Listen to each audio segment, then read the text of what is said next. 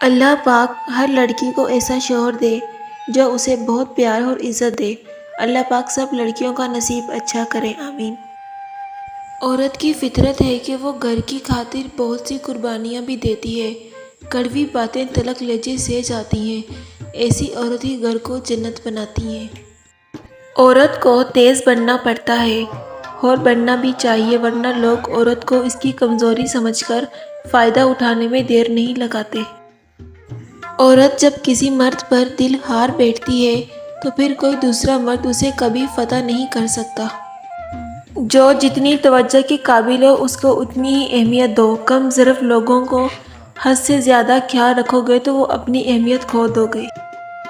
مرد کو اس کی بیوی سے بڑھ کر چاہنے اور خیال رکھنے والا کوئی نہیں ہو سکتا، اور عورت سے بھی محبت صرف اس کا شوہر ہی کر سکتا ہے، کوئی غیر مرد نہیں۔